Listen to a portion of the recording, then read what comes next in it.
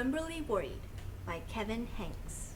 Wemberly worried about everything. Big things, little things, and things in between. Wemberly worried in the morning. She worried at night, and she worried throughout the day. "You worry too much," said her mother. "When you worry, I worry," said her father. "Worry, worry, worry," said her grandmother. "Too much worry." At home, Wemberly worried about the tree in the front yard. "What if it falls on our house?" And the crack in the living room wall. "What if it gets bigger and something comes out of it?" And the noise the radiators made. "What if there's a snake inside?"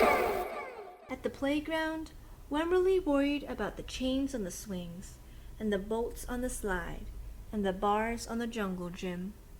And always she worried about her doll Petal. "Shouldn't Petal have a car seat too? Petal's lost forever. I'll wait for you, Petal. Don't worry," said her mother. "Don't worry," said her father. But Wemberly worried.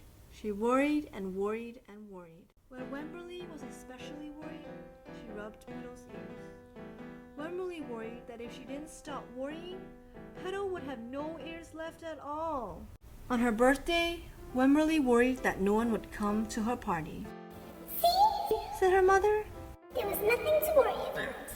But then Wemberly worried that there wouldn't be enough cake. On Halloween, Wemberly worried that there would be too many butterflies in the neighborhood parade. "See?" said her father. "There was nothing to worry about." But then Wemberly worried because she was the only one. "You worry too much," said her mother. "When you worry, I worry," said her father. "Worry, worry, worry," said her grandmother. Too much worry. Soon, Wemberly had a new worry. School.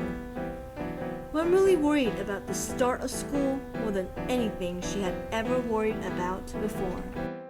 By the time the first day arrived, Wemberly had a long list of worries. "What if no one else has spots? What if no one else wears stripes? What if no one else brings a doll? What if the teacher's mean? What if the room smells bad? What if they make fun of my name? What if I can't find the bathroom? What if I hate the snack? What if I have to cry?" "Don't worry," said her mother. "Don't worry," said her father. But Wemberly worried. She worried and worried and worried. She worried all the way there. While Wemberly's parents talked to the teacher, Mrs. Peachum, Wemberly looked around the room. Then Mrs. Peachum said, "Wemberly, there is someone I think you should meet."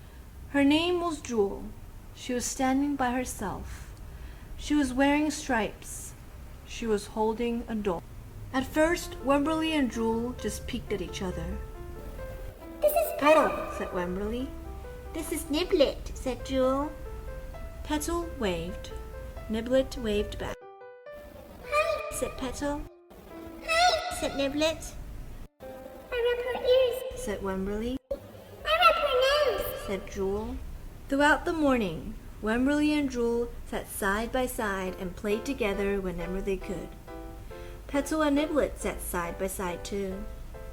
Wemberly worried, but no more than usual, and sometimes even less. Before Wemberly knew it, it was time to go home. "Come back tomorrow," called Mrs. Peachum as the students walked out the door. Wemberly turned and smiled and waved. "I will," she said.